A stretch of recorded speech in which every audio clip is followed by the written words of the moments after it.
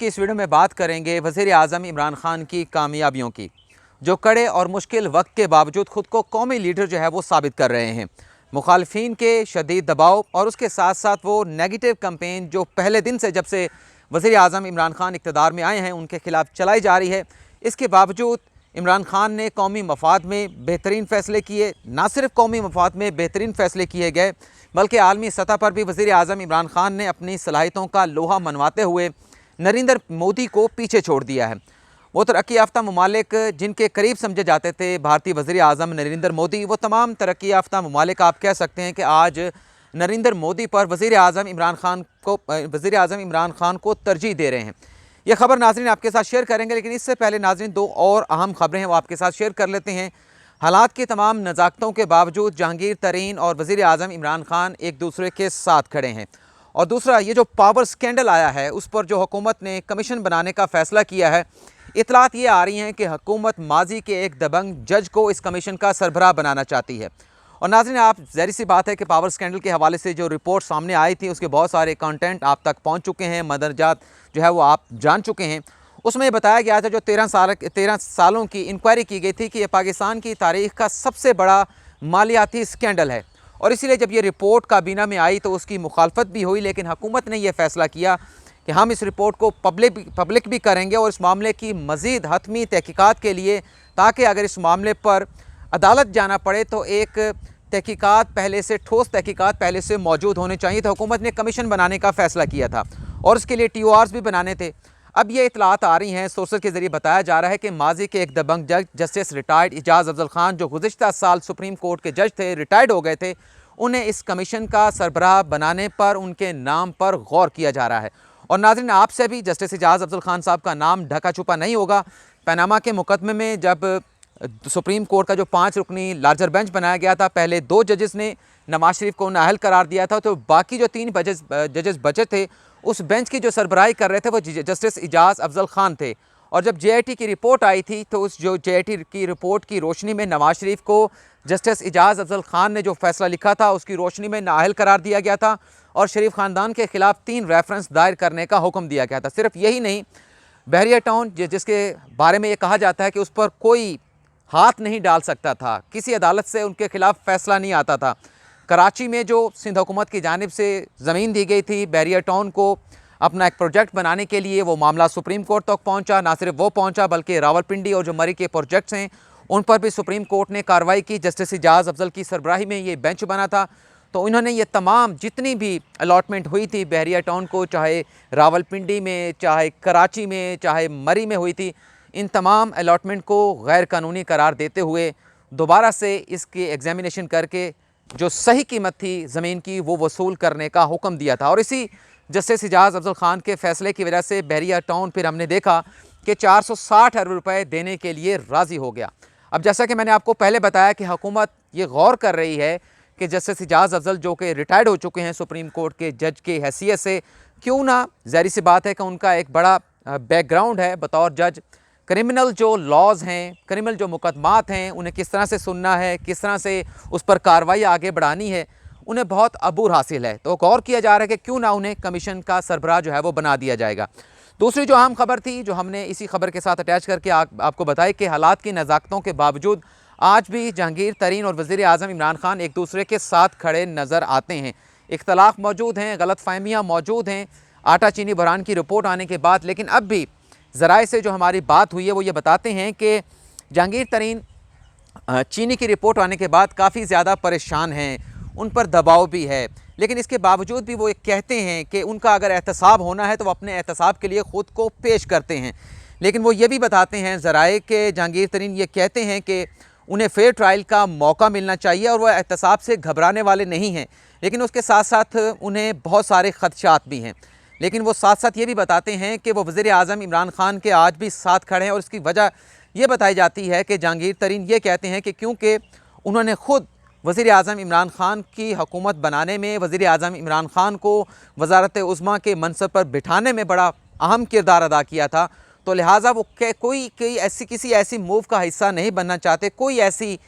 काम नहीं करना चाहते जिससे उनके दामन पर कोई दाग लगे। लेकिन वो ये ज़रूर कहते हैं कि वो अपने आप को क्लियर कराना चाहते हैं, लेकिन इतनी तशवीश उनकी ज़रूर है कि वो ये चाहते हैं कि उन्हें अपनी सफाई का भरपूर मौका मिलना चाहिए। आर्टिकल 10A के तहत उन्हें शफाफ ट्रायल का मौका मिलना चाहिए और सिर्फ उन्हें टारगेट ना किया जाए। जो आटा चीनी बहरान की रिपोर्ट आई है, जो चीनी की जो रिपोर्ट आई है, उसमें सिर्फ उनका नाम नहीं है, लेकिन इस पर वो मायूसी का इजहार करते हैं कि सिर्फ टारगेट जो है वो उन्हें किया जा रहा है। बाकी तमाम लोग जिनका उस रिपोर्ट में नाम आया है उनको टारगेट नहीं किया जा रहा। लेकिन बहरहाल बड़े वाज़ेह अल्फाज में वो कह दिया है कि वो आज भी PTI का हिस्सा हैं और तब तक PTI का हिस्सा रहेंगे। जाकिर तरीन की जानिब से कहा गया कि जब तक उन्हें ख़ुद PTI से निकाल नहीं दिया जाता। तो नाज़रीन, बज़ाहिर ये लगता है कि अगर जो करीबी जो साथी हैं उनकी जानिब से, जैसे कि हमने आपको बताया था कि ये कोशिश शुरू की गई है कि इन गलत फहमियों को और दूरियों को ख़त्म किया जाए, दूसरी तरफ लोग ये भी बताते हैं कि वज़ीर आज़म इमरान ख़ान की सोच तो ये ज़रूर है कि जिन जिन लोगों के नाम आए हैं फ्रांसिक एनालाइज में, अगर उनके नाम आते हैं तो उन्हें अपने आप को क्लियर कराना होगा। और क्लियर कराने के बाद जिस तरह से अलीम ख़ान दोबारा से पंजाब हुकूमत का हिस्सा बन गए हैं, तो ये मौके उन लोगों को दोबारा से ज़रूर मिलेंगे कि वो PTI का हिस्सा भी रहेंगे। लेकिन अगर फ्रांसिक एनालाइज की रिपोर्ट खिलाफ आती है तो फिर उन लोगों को जिनके नाम आएंगे उन्हें उसके नताइज जो है वो भुगतना होंगे। इसके साथ साथ नाज़रीन, आपको ये भी बता देते हैं कि आज 24 अप्रैल है और कल 25 अप्रैल को जो एक कमीशन बनाया गया था आटा चीनी बहरान के मामले के ऊपर, उसकी रिपोर्ट आनी थी। लेकिन ये ख़बरें आ चुकी हैं कि वो कमीशन अपनी रिपोर्ट जो है वो मुकम्मल नहीं कर सकता। उसकी बहुत सारी वजूहात हैं, लेकिन ज़राए ये बताते हैं कि उस कमीशन ने अपनी एक इब्तदाई रिपोर्ट में शुगर मिल्स मालकान के कुछ बेनामी अकाउंट्स जो है वो खंगाल लिए हैं, निकाल लिए हैं, जिन्हें सामने ले आई हैं। और अपनी जो पहली रिपोर्ट जिसमें वज़ीर आज़म इमरान ख़ान से वक्त भी मांगा जाएगा, इन बेनामी अकाउंट्स का भी वज़ीर आज़म इमरान ख़ान को बताया जाएगा और ये भी कहा जाएगा कि रिपोर्ट मुकम्मल करने के लिए मज़ीद वक्त दिया जाए ताकि बाकी जो पहलू बचे हैं उन पर कमीशन अपनी तहकीकात मुकम्मल कर सके। और जो अब तक की तहकीकात हुई हैं उसमें बड़े चशमकुशा किस्म के इंकिशाफ सामने आए हैं कि ये जो आटा चीनी की जो ख़रीदो फ़रोख्त होती रही, उनके असल नाम जो है वो सामने नहीं लाए गए। शुगर मिल मालकान की जानिब से मुबैना तौर पर यह बताया जा रहा है और कमीशन की ये कोशिश है कि जो असल ख़रीदार हैं, बेनामी लोग तो सामने ज़ाहिर कर दिए गए हैं ड्राइवरों के नाम के ऊपर। जिस तरह से फ़ेक अकाउंट में पकौड़ों वालों के अकाउंट्स में करोड़ों रुपए निकल आए थे, अरबों रुपए निकल आए थे समोसों वालों के नाम पर, और भी इस तरह बहुत सारी चीज़ें सामने आई थी। तो ये पता लगाना चाहता है कमीशन कि ये जो चीनी की जो ख़रीदो फ़रोख्त होती थी, इनके असल ख़रीदार कौन हैं। और एक जो जिसके ऊपर जो तहकीककार हैं कमीशन के, जो नज़र रखे हुए हैं कि ये जो 70% जो चीनी की एक्सपोर्ट की गई थी वो अफ़गानिस्तान में हुई, और वो ये इस बात का अंदाज़ा लगाना चाहते हैं कि आया कि ये चीनी अफ़गानिस्तान भिजवाई भी गई थी या फिर लोकल मार्केट में उस चीनी को फ़रोख्त कर दिया गया है। और जो शुगर मिल मालकान का जो डाटा इकट्ठा किया गया उसमें यह भी बात सामने आई है कि तमाम रिकॉर्ड कंप्यूटराइज नहीं रखा जाता था बल्कि मैनुअल रिकॉर्ड रखा जाता था, और जो कंप्यूटर हासिल किए हैं, जो कब्ज़े में लिए हैं कमीशन ने, उनसे जो डिलीट किया गया डाटा था वो भी रिकवर कर लिया गया है। अब हम आते हैं नाज़रीन वज़ीर आज़म इमरान ख़ान की कामयाबियों पर। नाज़रीन, जब वज़ीर आज़म इमरान ख़ान इक़्तिदार में नहीं आए थे तो उनके तमाम मुखालफिन की यही कोशिश थी कि वज़ीर आज़म इमरान ख़ान इक़्तिदार में नहीं आए, ना आ सकें, वज़ीर आज़म ना बन सकें। लेकिन जब से वो इक़्तिदार में आए हैं तो उनके तमाम मुखालफिन ने पहले दिन से अपनी एड़ी चोटी का ज़ोर लगा रखा है कि वज़ीर आज़म इमरान ख़ान को इक़्तिदार में रहने नहीं देना। और आपने देखा कि पहले दिन से लेकर आज तक वज़ीर आज़म इमरान ख़ान के ख़िलाफ़ नेगेटिव कैंपेन चलती चली आई है।